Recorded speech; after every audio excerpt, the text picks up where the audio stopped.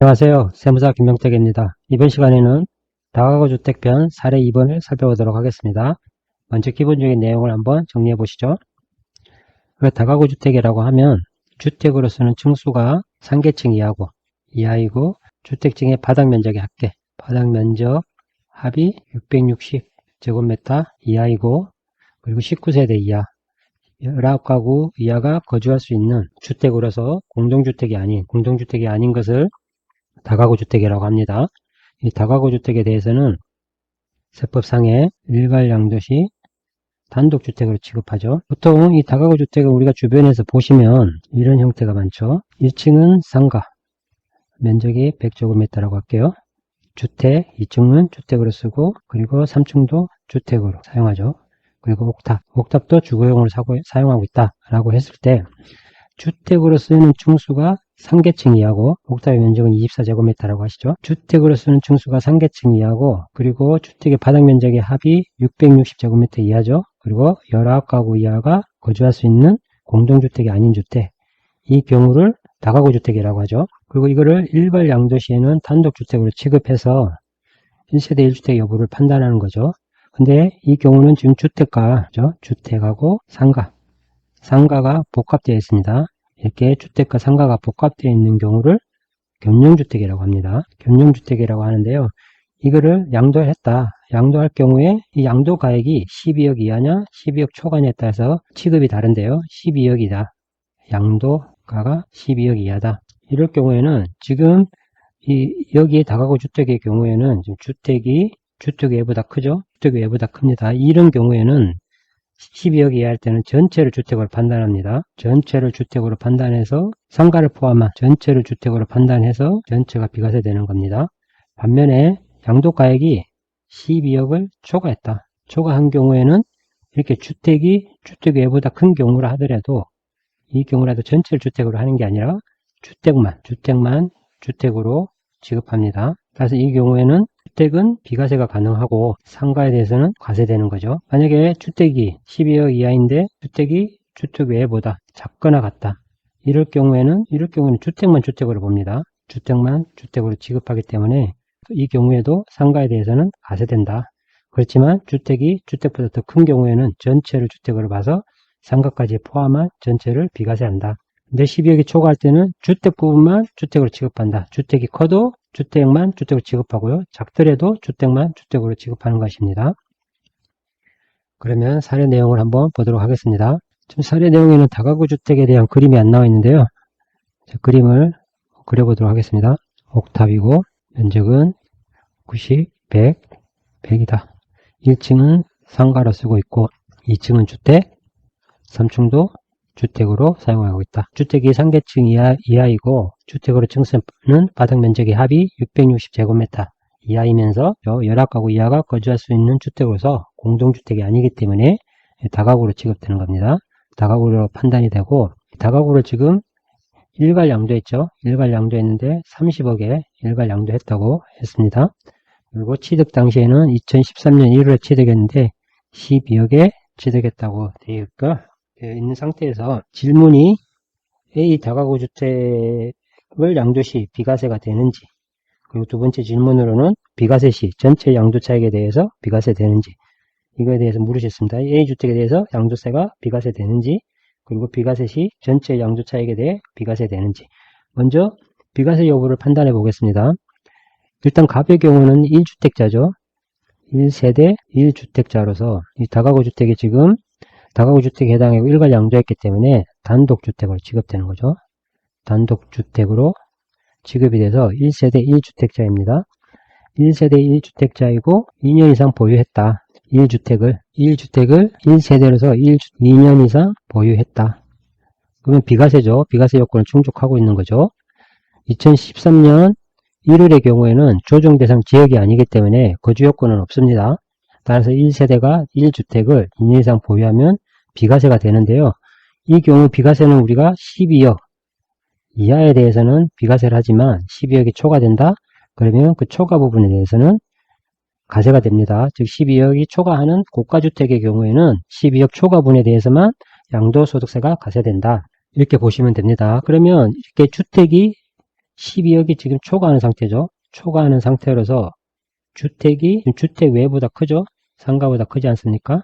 주택 외보다 큰데 이게 12억 이하라면 전체를 주택으로 판단했지만 12억이 초과되기 때문에 이 경우에는 주택만 주택으로 취급하죠. 주택만 주택으로 취급하는 겁니다. 전체를 30억에 매도했다고 했는데요. 이게 구분적으로 지금 구분이 지금 불분명하죠. 가액이 구분이 불분명하기 때문에 이런 경우에는 얘는 안분 계산하죠. 안분해서 주택과 상가 등의 가액으로 나눠줘야 되는데요. 일반적으로는 기준시가에 의해서 안분을 합니다. 기준시가에서 안분하지만 감정가액이 있다. 감정가액이 있는 경우에는 이 감정가액을 우선 적용하게 됩니다. 우선 적용해서 이렇게 안분을 하게 되어 있습니다. 주택과 상가 부분을 안분했다. 그래서 가액이 상가는 15억이고 나머지 주택분이 15억이다. 이렇게 했을 때 우리가 주택의 외보다 크다 하더라도 12억이 전체를 가지고 판단하는 겁니다. 전체 가액이 30억으로서 고가주택에 해당이죠. 고가주택의 경우에는 주택만 주택으로 취급한다. 따라서 구분이 불분명해서 기준시가에서 안분했을 때 상가가 15억이고 주택분이 15억이다. 그러면 이 주택만 주택으로 비과세가 되는 거죠. 주택만 주택 부분으로 해서 이 부분만 비과세가 되는 겁니다. 그래서 15억, 이 주택만 주택으로 보기 때문에 주택만 주택으로 보는 가액이 15억이죠. 따라서 이 부분은 비과세를 하는데 12억이 초과되기 때문에 15억에서 12억이 초과되는 3억 차익 부분에 대해서는 과세된다. 이 부분에 대해서는 과세가 되는 거죠. 나머지 12억은 비과세가 되고 상가는 마찬가지로 이거는 주택만 주택으로 보기 때문에 상가 부분에 대해서는 과세가 되겠습니다. A주택은 비과세가 되지만 주택 부분의 가액을 산정을 해서 그 중에 12억이하면 전체를 비과세하고 주택 부분에 대해서는 전체를 비과세하고 상가 부분은 과세된다. 근데 주택 부분의 가액이 12억을 초과한다. 그러면 12억 초과 부분에 대해서만 과세가 되고 상가는 마찬가지로 15억에 대해서 과세가 된다. 이렇게 판단하시면 되겠습니다. 지금 비과세 시 전체 양도 차익에 대해서 비과세가 되는지 이 부분을 질문하시는데요. 보시면 주택 가액이 지금 안분을 했죠. 안분해서 나온 가액이 주택은 15억이었고 상가도 15억으로 이렇게 안분이 됐습니다. 전체 가액이 30억이죠.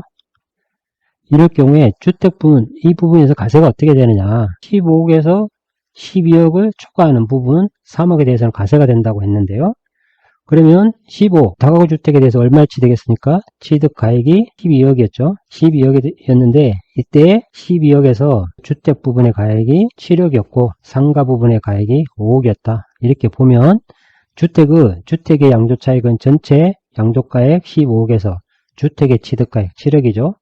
7억을 뺀 게 이 주택에 대한 양도차익이죠. 이 양도차익 중에서 12억 초과 부분이죠. 주택의 양도가액 15억 중에서 15억에서 12억이 초과하는 이 부분이 양도차익 주택분 3억 차익에 해당되는 부분이죠. 이렇게 한 이 가액, 이게 과세가 되고요. 여기에서 장기보유 특별공제도 하고 그리고 기본공제 해서 산정한 가표에 대해서 세율을 적용해서 납부를 하시면 되는 겁니다. 주택 가액과 상가 가액을 구분하셔야 되는데 구분 기장되어 있는 경우는 그 가액에 의한다라고 되어 있거든요. 이 구분 기장이란 게 뭐냐? 구분 기장이라는 거는 계약서상의 주택은 얼마고 상가는 얼마다. 그래서 토탈 합이 30억이다. 이렇게 기재되어 있는 걸 구분 기장이라고 합니다. 이렇게 구분해서 계약서상에 명시되어 있는 경우에 구분 기장했다라고 하고요.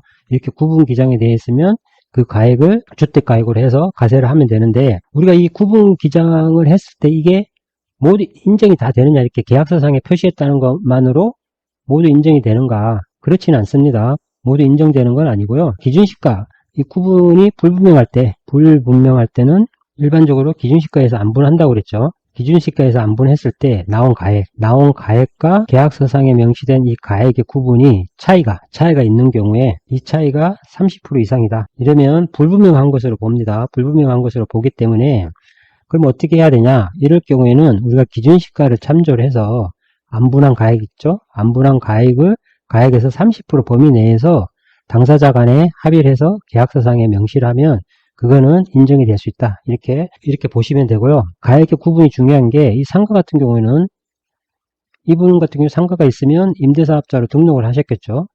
임대사업자로 등록을 했기 때문에 일반 가세자의 경우 뭐 간이가세자도 마찬가지지만 어쨌든 이 가액에 대해서는 부가치세 문제가 있기 때문에 주택과 상가 부분도 구분 기장해서 하면 이 부가치세 부분을 명확하게 알 수 있죠.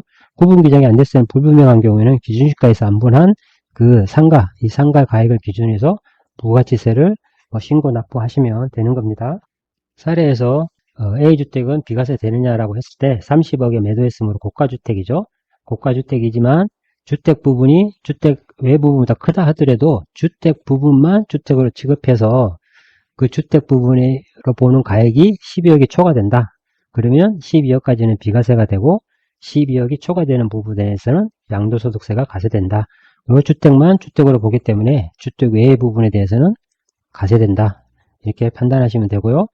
양도차익 부분에서는 12억 초과분에 대해서만 가세가 되기 때문에 계산한 방식 아까 보셨죠? 15억에서 당초의 취득가액 7억, 이게 전체 차익이죠. 주택 부분에 대한 전체 차익에 대해서 12억 초과하는 부분, 주택의 매도 가액 중에서 12억을 초과하는 부분, 이렇게 안분한 가액이 주택분에 대한 12억 초과분에 대한 양도차익이 되고요. 거기서 산정해서 양도소득세를 납부하시면 되겠습니다. 오늘은 다가구 주택편 사례 2번을 살펴봤습니다.